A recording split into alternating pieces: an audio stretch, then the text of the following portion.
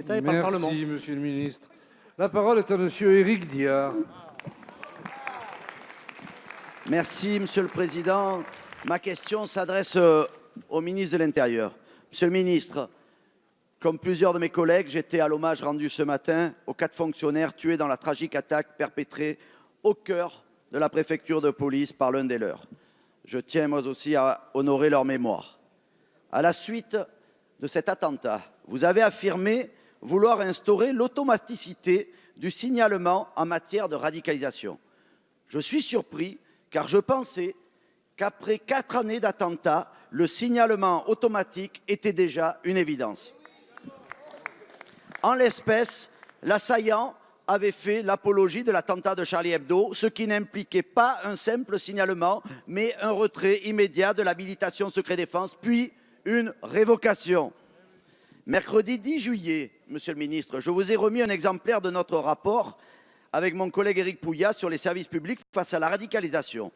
Je voudrais vous en donner la lecture de la page 56. En raison d'une dissimulation toujours possible, il n'existe pas de garantie absolue qu'une personne radicalisée ne puisse pas être recrutée. En outre, une radicalisation peut intervenir postérieurement à l'entrée dans la police, en particulier à la suite d'une conversion. La loi SILT du 30 octobre 2017 permet le rétrocriblage des agents de la fonction publique régalienne afin de prévenir tout danger de radicalisation en cours de carrière. Cependant, comme je vous l'ai précisé lors de la remise du rapport, aucun rétrocriblage dans la police n'a été effectué à ce jour pour une raison simple. Les services sont toujours dans l'attente d'une instruction interministérielle relative au déroulement de l'enquête de rétrocriblage.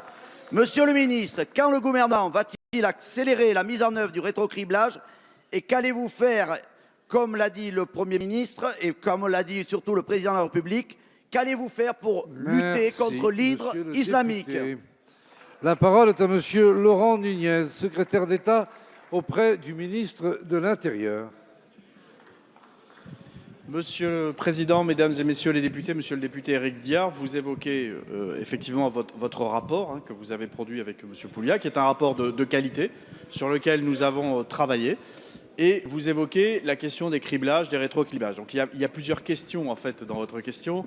D'abord, vous dire que pour l'ensemble des agents de police, l'ensemble des gendarmes, comme vous le savez, il y a un criblage qui est effectué au recrutement, qui mobilise un service qui s'appelle le SNEAS et qui aura vocation, comme vous le souhaitez d'ailleurs dans votre rapport, à élargir le champ des criblages préalablement à des recrutements. Et le SNEAS pourra, l'objectif, c'est de faire plus de 3 millions de criblages à compter de l'année 2021. C'est dire si la montée en puissance de ces criblages va être importante.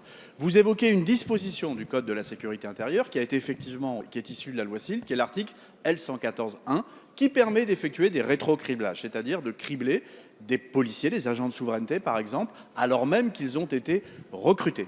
Ce dispositif, il existe déjà et nous l'appliquons déjà dans le cadre des cellules de détection de la radicalisation, puisque nous avons géré, vous le savez, une vingtaine de cas qui ont été gérés au plan disciplinaire, en utilisant les textes existants. Ça nous a d'ailleurs permis de révoquer, et vous le soulignez dans votre rapport, un certain nombre d'agents de police qui avaient des liens avec des individus radicalisés. Concernant votre question précise sur le rétrocriblage du L114.1, nous sommes effectivement en attente d'une instruction dont la parution est maintenant imminente. Donc cette instruction, sa parution est imminente. Mais je veux surtout rassurer la représentation nationale.